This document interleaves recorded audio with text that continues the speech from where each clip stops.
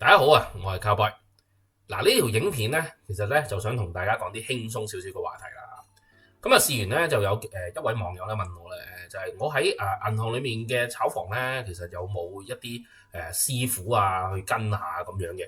咁啊嗱，我其實咧就想同大家去講下咧，咁啊依家咧就銀行裏面咧就冇話咩跟師傅啊，教你十八般武藝冇呢啲嘅咁樣。咁啊依家咧就係話。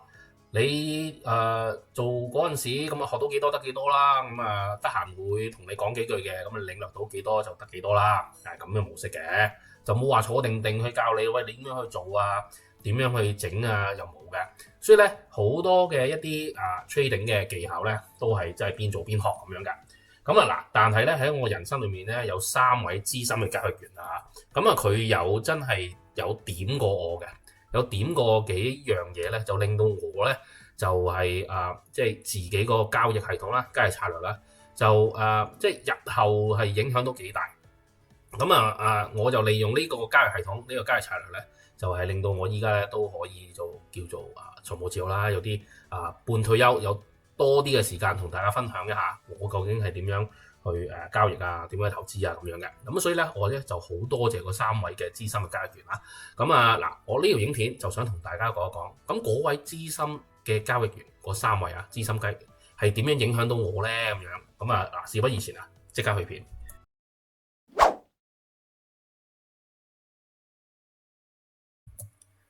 嗱，第一位嘅交易員咧就係做 FX 嘅，咁佢又同我講咧，佢又當時係接近40歲到啦，我啱啱出嚟做嘢，咁喺 FX 台裏面工作，咁嗰位資深嘅交易員就大約40歲，咁佢做咗好多年嘢啦，咁佢咧就喺當時嗰間銀行裏面咧做咗8年，咁8年以嚟咧都交到數，咁交得幾靚仔，咁 bonus 都叫 OK 啦，叫做唔錯啦咁樣。咁嗱，我問佢啊，點解你有咩招數可以就分享下咁樣？點解年年都交數咁叻嘅咁樣？嗱咁咧，佢又同我講，佢話咧其實好老實，就你話咩靠睇圖咧，咁短線好短線嘅話咧，就好難嘅。咁佢係淨係得一招嘅啫，就係咩咧？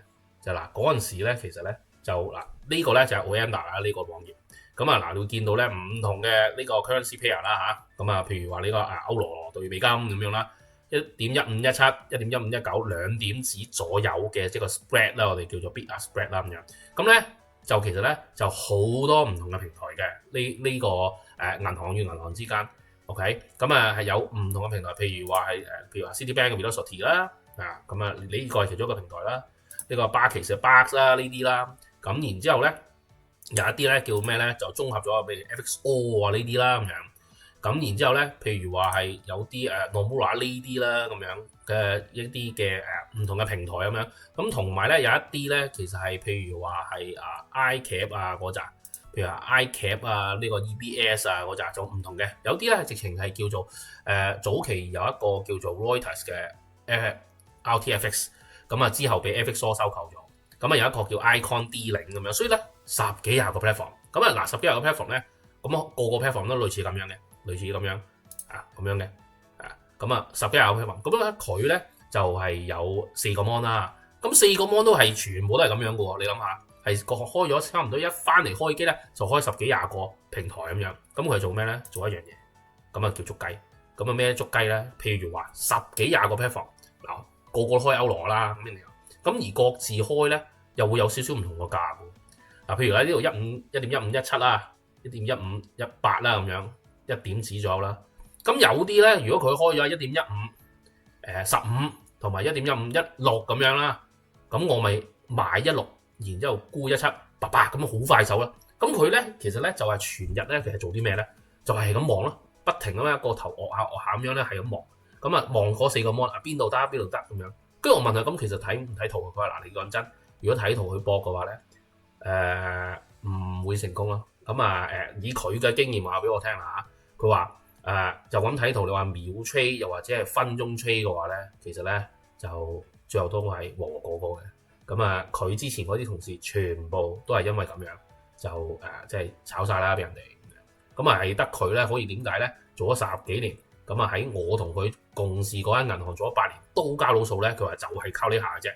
不過佢又同我講，呢樣嘢咧做到40歲左右嘅啫，因為咧佢就隻眼開始咧就真係你睇唔到咁快嘅，呢啲係20零30歲咧就都 OK 嘅，一去到40歲咧佢係做唔到嘅。咁佢咧就揾埋一嚿錢咧，咁近排咧就係做一個開價嘅一個 FX trader 咁就算啦，係啦，然之後咧話坐盤，然之後交數好高刺激嗰啲咧，佢就已經冇做啦，因為佢根本身體頂唔住咁樣嘅。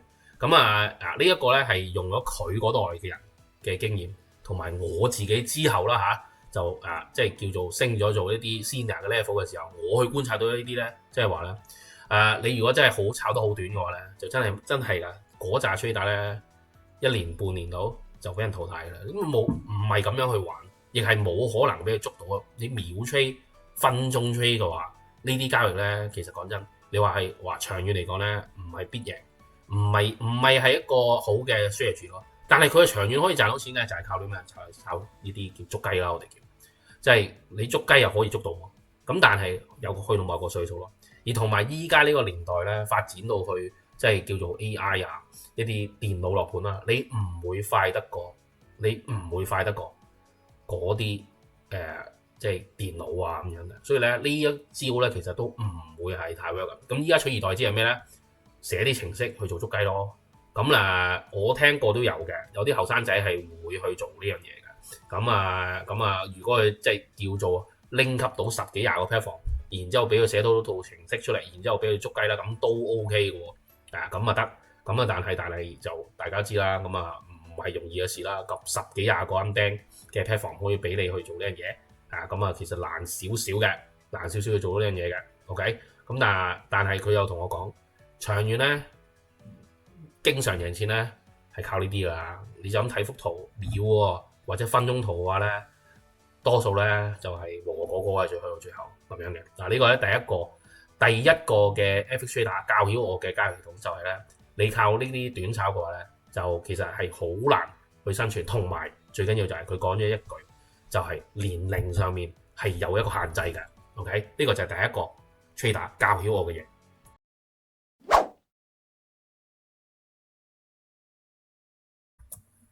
第二位嘅資深交易員咧，其實佢係夜班做 FX trader 嚟嘅。講一講佢嘅背景先。金管局咧就其實就定咗咧呢一個美金對港紙咧，即係個電價啦，7.80啦，係咪？上限500點，7.85同7.75嘅。咁其實咧佢點樣限住呢樣嘢咧？個操作係點咧？就係呢位 trader 同我講嘅。佢咧就喺其中一間發鈔行，我識佢嗰陣時咧，佢已經係其中一間發鈔行，啱啱就轉嚟我共事嗰間銀行裏面做。然之後咧，佢又話做咗17年喺嗰間發鈔行度做咗17年嘅 FX trader。咁其實咧就金管局咧，其實就委託嗰幾間發鈔行咧，就係攔住嘅。咁咩意思咧？就係上限500點啊嘛。即係當個價位去到7.85同7.75嘅時候咧，嗰幾間發鈔行咧就係一定要去攔住，擺一紮嘅 order 喺度，7.85沽，7.75賣，任你 bid 任你買咁樣嘅，頂住嗰個價位㗎。呢啲咧其實就係當然啦，比較資深少少嘅交易員咧先可以即係做呢樣嘢啦。因為點解咧？你唔係淨係同銀行嘅老闆負責。而係你老闆，如果係穿咗7.85嗰下穿咗嘅話，你老闆係要同香港嘅金管局去負責咁樣嘅，所以咧就係你唔可以出錯啦，係咪？其實咧，所以其實係真係有啲 order 頂住嘅，嗰幾間發鈔嘅銀行係做呢樣嘢，頂住，佢係其中一間發鈔行嘅做嗰個功能嘅一個 trader 啦咁樣。好啦，佢就我識佢嗰陣時咧，佢就因為話嗰間發鈔行咧。就人事上面有啲地區上面嘅轉動咁樣 ，anyway 佢就走咗，去到我同佢共事嗰間嘅銀行啦咁樣，佢咧其實咧就同我講嘅，我問佢你點樣去即係揾食㗎咁樣啊？即係年年都可以儲咁耐，尤其是係佢之前嗰間發鈔行佢嗰間發鈔行咧就出晒名咧，就係請一啲後生仔入去做3幾年之後咧就炒咗佢嘅。唔係要炒房喎，係其他部門咧好多時都出現呢個情況嘅。唔開名邊間啦，但係就好中意咧就請幾年然之後炒咗，跟住咧然之後再請個平嘅。嗱呢啲咧我咁睇咧就有啲傻嘅。點解咧？用3-5年時間去 train up 一個人，然之後你炒最發揮到功能嘅時候你炒咗佢，慳錢係啦。就呢啲我覺得好傻仔嘅。咁啊 anyway， 咁啊佢咧就係玩咗17年咧，咁啊梗係有啲料到啦，係咪？炒都炒唔到佢。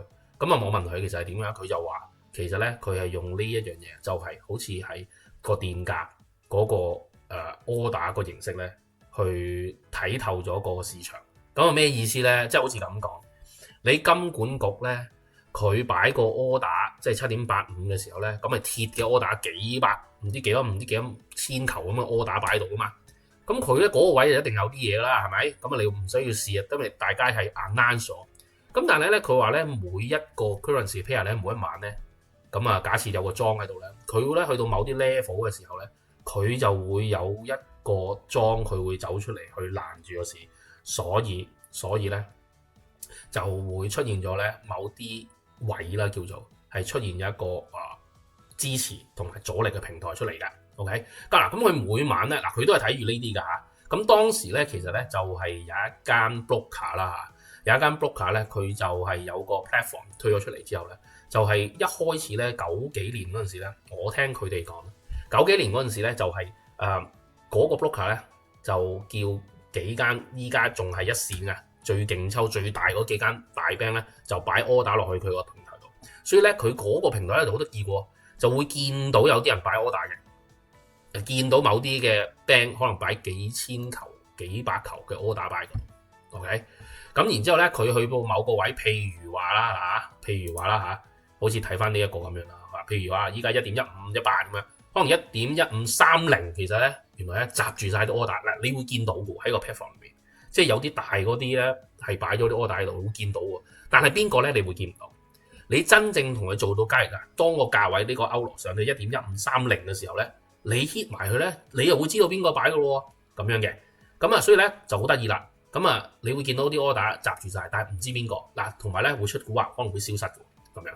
咁好啦，佢啊當時咧，佢就同我講咧，佢每一晚咧，其實咧就揸住部咁嘅機嗱，呢老一輩先知啊，就係呢部咁嘅叫我哋叫Reuters D-Link 嘅一部機，咁啊好似打機咁嘅，比起你一部 iPad 咧就係細少少咁樣嘅啫個 size，咁啊 blah blah blah 咁樣去做嘅 ，OK，咁佢咧其實咧就係睇住一啲咩咧，就係喺嗰啲 platform 度去試緊個莊究竟喺咩位度擺咩 order。嗱佢又話啦嚇，依家咧嗰間 bank 咧仲係全球最勁抽嗰間 bank，咁啊唔講邊間啦，係最勁抽嗰間。咁啊佢話咧就好識玩嘅。嗰啲 order 咧，通常咧就擺落去1，即係代表1球。咁嗰啲咧，其實個 system 上俾你1啫，但係佢唔會同你做1嘅。通常咧係做咩咧？起碼100球咁樣做嘅，100球美金咁樣 size 咁做。咁啊有時咧，嗰啲 bank 咧就會試到咧喺某啲位，譬如話啱啱講嘅例子1.1530呢啲位啦。咁佢咧就會擺1球 order 擺喺度咧，咁想睇下邊一個係嗰個位做莊，係啊咁樣嘅。咁啊，佢話咧最識玩嗰間咧，就係依家即係最勁抽最大嗰間 bank 嘅 trader 咧，就係訓練呢樣嘢嘅。咁啊，然後咧佢又話咧，就透過呢一樣嘢咧，佢每晚就攞住啱啱我 show 俾大家睇嘅呢部咁嘅機咧，就去做好似打機咁樣，咁揾啦。頭嗰1-2個鐘咧就去揾啦，揾究竟可能1.1530定係1.1540咧係會有個阻力，或者1.1510係有個支持咁樣。咁啊頭1-2鐘就係揾呢樣嘢。咁揾到之後咧，咁佢會點做咧？嗱，我啊同大家講一講呢一樣嘢，亦影響到我之後嘅一個，尤其是短炒盤嘅一個交易嘅策略，就係咩咧？就係呢個。嗱，呢個咧近排嗰個嘅例子啦，黃金啦，你會見到譬如話咧，佢嗰啲開市頭嗰2個鐘翻嚟開工頭2個鐘就揾到呢一紮咁樣。咁嗱，當佢咧就見到譬如話呢度當時黃金啦3450左右啦，嗱試第一下，落翻嚟喎。試第2下落翻嚟，第3下落翻嚟，第4下落翻嚟，第5下又落翻嚟，即係話俾你聽，3450咪有啲大莊喺度打緊咯。即係話俾你聽，一去到嗰啲位咧，然之後咧佢又會定一定。嗱，佢發現到呢樣嘢嘅時候咧，佢會點做咧？3450嘛，可能3440，佢就去做一啲 sell 嘅 order，因為佢知後面有個大莊喺度頂住嘛。咁佢食住呢樣嘢。嗱，佢頭嗰1-2個鐘揾到呢個 level 出嚟嘅時候，佢咪做呢樣嘢咯。佢咪就係做做一個 sell 啦。好啦，咁然之後你話咁咪會穿咯，好啊，頂得起一定會穿噶嘛。咁佢穿嗰陣時，咦真係穿喎，咁佢估到3450就好似嗱呢個真係好嘅例子嘅，就3450穿咗喎 ，OK 穿咗嘛，然之後反手咯，反手追咯，因為佢知個大莊都放棄啦，唔再守住啦呢個價位，然之後就走咯。呢個就真係做 trader 嘅心態。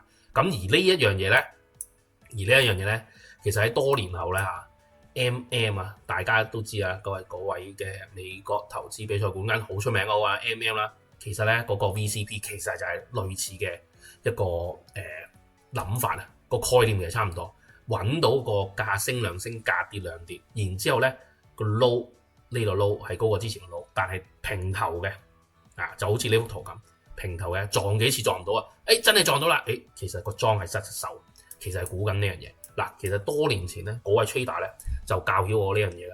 咁我覺得我自己都已經不新手，尤其是係短炒盤嚟講，你揾到邊啲嘅支持平台啦，同埋阻力嘅平台，一揾到個阻力平台嘅時候，一就抱住，係啦。咁然之後通常咧，佢一追個反手嗰下咧，就係好猛烈嘅，而成交量就會上嘅。嗱，咁呢一個咧就係即係嗰陣時當時嘅一個 trader 教曉我嘅策略，就係第二位啦。第一位教曉我，你短炒，你除非捉雞，如果唔係好難做到，亦係維持唔到你去到40歲就做唔到。而第二位呢位嘅交易員，佢就同我講，究竟係點樣揾一個支持同阻力嘅平台？呢樣嘢喺短炒盤嚟講係超級重要。咁你揾到呢一個，當個莊失手嘅時候，佢就行得好快咯，係啦，咁樣啦，就好似近排嘅黃金呢一下。就係有用到呢個策略去做呢樣嘢，所以咧其實就喺幅圖裏面咧，亦會見到呢樣嘢嘅。你會見到即係某啲位其實就頂住，頂得咁上下頂唔到啦，然之後嗰下咧就再追咧，其實個勝算咧就會高啲嘅。就係個莊失手，支持同阻力平台，就係我第二位嘅 trader 教曉我嘅嘢啦。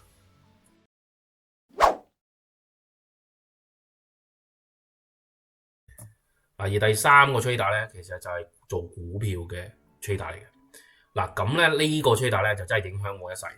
咁之前講嗰兩位咧，一個係叫我冇短炒啦，一個咧就係揾支持同阻力平台啦。呢兩個係短炒盤，係即係對於我嚟講係一個好大嘅一個裨益。咁嗱，而呢位咧做股票呢位嘅 trader 咧，佢咧就教我做啲核心嘅持倉啦。咁但係咧佢就分開咗兩部分。嗱，佢咧就好得意啊，講一講佢嘅背景先。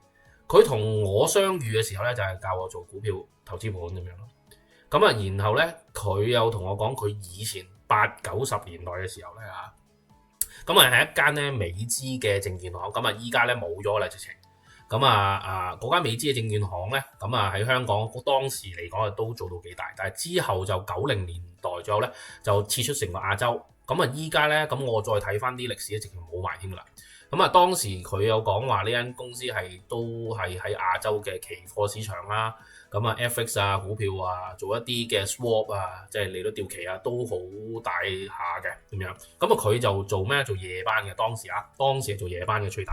嗱，咁佢咧同我講夜班嗰時乜鬼都做嘅 ，option 又開 ，future 又開 ，FX 又開，股票美股又開 ，swap 又開咁樣。咁佢咧就同我講啦，佢當時咧其實咧就係主動去申請做咩咧？就係做一個 Pacific Time。咁嗱，如果依家咧咁就銀行咧通常分兩班嘅，日班同夜班。但係咧 Pacific Time 咧我自己都未做過，我都唔知係咩嚟咯當時佢又同我講 Pacific Time 咧，即係話呢一個 time zone澳洲同紐西蘭 cover 呢一個咁樣。呢一個咧係翻幾點咧？係禮拜一嘅朝頭早1點鐘翻工。禮拜一嘅朝頭早1點鐘，如果大家係禮拜日夜晚可能同啲朋友食飯咁樣，之後坐 happy hour 咁樣，可能嗰段時間都未翻到屋企係咪？佢已經開工啦咁樣。咧就係嗰段時間，佢點解主動要去調嗰度咧？因為咧佢又發現到一樣嘢，就係有個漏洞啦。OK，咩漏洞咧？當時咧佢咧就係夜班咧就係主力做開價嘅 trader 啦，咁又剔客盤啦咁樣。然之後咧佢咧自己如果你話去做交數嘅話佢話咧佢揾到一個漏洞。咩漏洞咧？當時一個80幾年90幾年嘅時候佢話咧嗰陣時咧如果做一個係interest rate swap，即係利率嘅掉期咁啊，當時咧其實咧 Pacific Time 咧就最主力咧就真係得呢四間嘅即係澳洲 bank 係開價就係比較大額少少啦，而且佢哋開嘅價咧就係比較係準少少咁樣嘅。咁佢同我講啊，而當中咧佢係開某一個interest rate swap 咧。個價嚟講咧，就係其中一間，唔講邊間啦。其中一間咧，佢係最準嘅。咁咧，佢話咩叫最準咧？就係我問佢，譬如話，喂，我開譬如話係300球咁啊，澳洲紙嘅 interest rate swap 啦，假設咁啊，某一間 bank 咧，呢度某一間 bank 咧，佢就會話譬如100點子啦咁樣，我開個價 OK 100點子。咁好啦，咁100點子咧，咁然之後咧，朝頭早香港時間咧，大概8點零9點咧，咁香港嗰啲 bank 啊、日本 bank 啊、新加坡 bank 啊翻晒嚟㗎嘛，咁啊佢開價咧。嗰陣時咧就係同嗰間 bank 咧開嘅價咧係差唔多嘅。好啦，咁即係佢咩意思咧？即係話佢夜晚1點鐘去問其中一間開個價，其實佢係可以咧係準確到咧第二朝8點零9點咧都係個口價。咁好啦，咁佢就利用呢樣嘢，佢又一翻去咧就問一樣嘢嘅啫，就問其中一間開咩價咁啊，開價先100點啦咁樣，開100點。然之後咧就係開其他啦，就問其他喂其他 bank。你開咩價？70點80點咁樣，咁你係佢會點啊？佢梗係一嘢大手一嘢炸落去70-80點嗰幾間 bank 度啦。咁然之後炸落去唔係炸一球半球，係講緊幾百球加埋，可能一晚係1000球，拱落係10億喎。咁拱落去，咁然之後咧，第二朝咧8-9點咧，咦？點解嗰口價咧就好得意地開價嗰口嘅咧？通常都係大概100點，都係嗰間都係嗰間嘅澳洲 bank 開嗰間，係啊，咁啊，通常係嗰度開嘅喎，個口價去到8-9點，通常係去到嗰度喎。咁佢發現咗呢個漏洞啦。咁然之後咧，咁佢咧每晚都係炸唔同嘅 bank，咁啊炸唔同嗰啲咁嘅外資 bank 啦，都有啲係翻 Pacific 噶嘛。咁但係嗰啲價咧通常都錯嘅，係得嗰間最準嘅啫。嗱，佢有咁多同我講。咁啊，佢又玩咗12年咧都交到數。咁咧呢一樣嘢咧，其實係咩咧？其實同我第一個嘅 trader 資深階段啦，佢教我嘅捉雞其實係差唔多，但係咧佢開價咧，只不過呢個咧就 interest rate swap 咧就冇 platform 嘅，就係佢開價咧係用口頭我哋用一個叫譬如係 icon 係啦，咁啊即係路透啦，嗰個類似打 message， 好似大家 WhatsApp 咁樣嘅，好得意嘅，咁啊佢口頭去問價，咁但係嗰啲 official 記錄嚟嘅，係冇得走嘅，咁啊。佢嗰啲地方嘅問價，咁啊，只不過都係叫捉雞，但係咧就嗰個第一個交易員咧，佢就係 platform 上面即係類似呢啲咁樣嘅電子式嘅捉雞，佢咧就唔係啦，就係口頭式嘅捉雞。咁口頭式嘅捉雞咧，佢就捉咗12年，好嘢。80-90年代嘅時候，因為資訊冇咁發達，就捉咗12年俾佢，就年年交到數。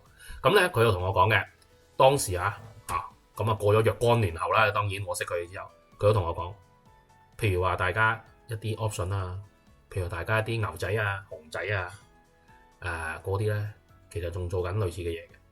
咁所以咧，我由嗰一刻咧，我第一樣嘢學到嘅就係咩咧？你同一啲 bank 去玩嘅話咧，咁佢背後其實好多呢啲咁嘅嘢咧，咁唔係話好公平嘅。嗱呢樣嘢咧，咁嗰陣時其實我都知道。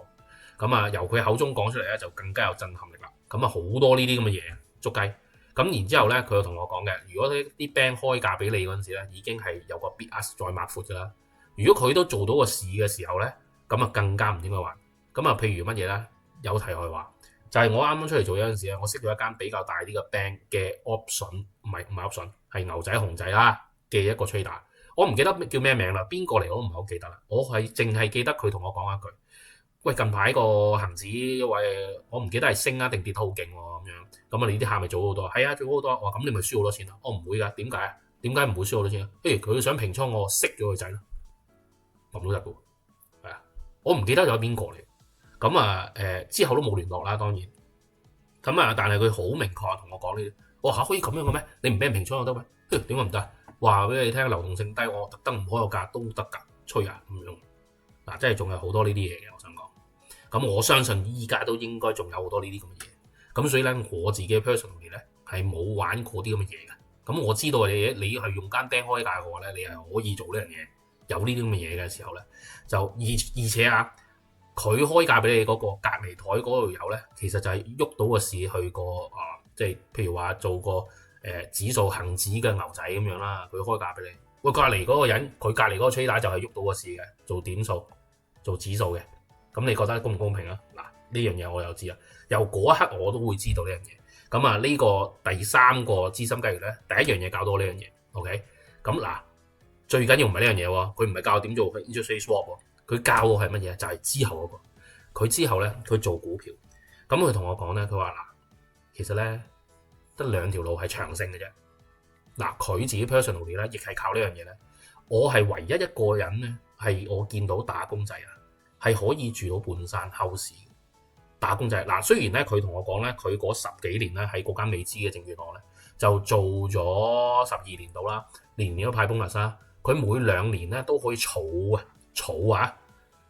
到一層美孚新村儲啊，唔係賺啊，儲 full pay 喎，每2年就儲咗一層。咁啊，當然人工係叫勁啦，即係可能依家對比依家嚟講係幾百萬年薪啦，咁唔係少啦，係咪？咁但係你諗下都唔會住到半山㗎，你計咗落去係咪先？年薪幾百萬啦，都唔會住到半山㗎。我當你做20年30年，所以佢後面咧佢理財上面咧嗱，佢又同我講咗一啲嘢，佢之後嘅嘢啦。咁之後嘅嘢就影響我一生。咁咧佢又同我講啦，一係咧就好似佢咁捉雞足12年，年年派咗佢勁 bonus，OK？但係咧。佢話最緊要咧，如果你想長線嘅話，睇一樣嘢就係睇長線。佢自己咧就同我講咧，首先如果咧大家係喺譬如話喺 Flex 度啦，見到我嘅頻道嘅話咧，我係枕住都有回覆一啲嘅朋友咧，就係用呢一個方法。咁其實呢一個方法就係佢教我，而我自己用咗10零年咧，就財務自由咗，就係真係逐步用呢個方法。嗱咧有啲朋友咧就早幾年㗎啦，已經就同我講，嗱，譬如好似我呢度咁啦，咁啊係支出嘅6倍，即係6個月啦咁樣，咁啊5個月得唔得啊？7個月得唔得？嗱，唔好問我呢啲問題啊！我想講呢個係一個方向性，就係當日佢同我講嘅一個方向性，分唔同一層一層，分唔同一層一層。其實點解咧？佢話係根本係儲底氣，用頭嗰6至10個月支出就放活期備用現金，然之後再儲定期。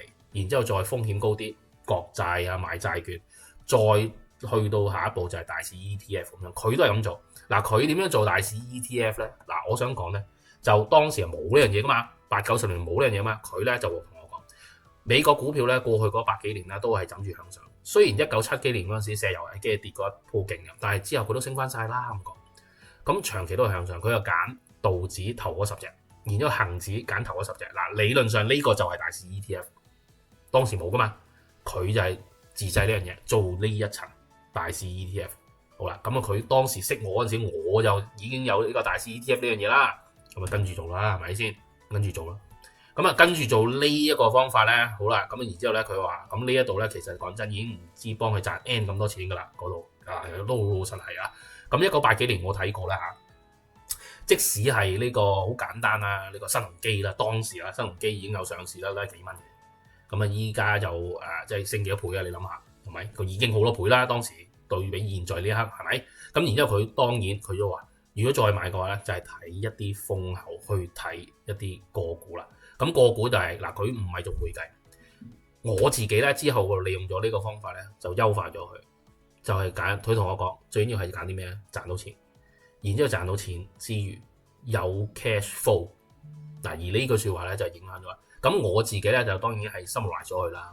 咁啊喺我個即係 channel 裏面啦，亦係有分享過究竟點樣去揾一啲係有 cash flow 有個盈利又唔錯啊嘅一啲股票出嚟啦，即係同大家分享咗一個方法啦咁樣。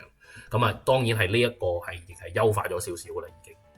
咁我咧就聽完佢講呢樣嘢，首先佢呢一個啦，呢一個咁嘅分 layer 呢一個咧就非常之受用嘅。講真，你係去到後面咧。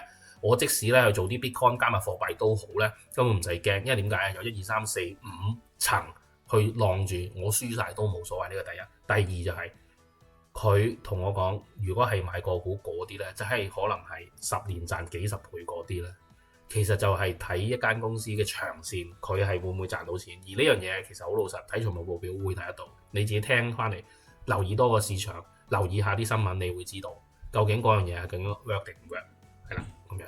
咁啊cash flow 係好重要。咁呢一個亦係我個中長期核心盤裏面最重要嘅一啲 item 就係 cash flow，所以係佢教曉。所以咧就即係佢自己啦，當然係佢係夠膽講咧。喺成間房裏面咧，咁多個加埋都唔夠一個有錢嘅，真係可以玩到咁。咁啊，佢都係照呢一個咁嘅 formula 去自己同自己嘅資產增值嘅咁樣。佢有冇佢同我講咧？就係每2年係儲到一層美孚新村啊嘛。咁佢攞呢啲錢咧，咪買落去咯，咪就跟住呢個比例買落去咯。然之後咧，自己投資有道，慢慢，我識佢嗰陣時，其實就已經係半山全後事噶啦，咁樣。咁啊，然之後咧，佢又同我講，咁我問佢，咁喂，咁你做啲咩？佢話嗱，好搞笑，呢度公司有 Bloomberg 啊嘛，有路透啊嘛，我做咩要喺屋企自己裝？同埋我屋企好悶嘅。嗱，佢真係咁同我講喎，喺屋企好悶。我屋企啊，就裝個 Bloomberg，咁樣唔好咩？講真啦，我自己啊做嗰啲定期啊，我一個月啊收嘅息啊，仲多過呢度1年人工啦。但係呢度有 Bloomberg 啊，我話得閒可以同啲行家食下飯啊，幾開心啊！我行落嚟咁樣，行落嚟幾耐啫，係咪啊？揸架車落嚟嗰15至20分鐘落到嚟翻公司啦，做咩所謂啫？最緊要唔好叫我咧做啲好辛苦嘅嘢得啦。咁佢咁同我講，咁啊做 trader 做到咁嘅境界啊，咁啊所以咧我自己都係咧學習佢呢個方法咧，都叫做可以有一個比較好少少、提早少少半退休咁樣咯，財務自由啦叫做 OK， 就過到呢個咁嘅人生都係靠呢樣嘢，而佢係 personally 係可以做呢樣嘢，而且啊佢係管呢個銀行嘅盤嘅時候，佢都用類似嘅概念，就係睇長線嘅股票盤。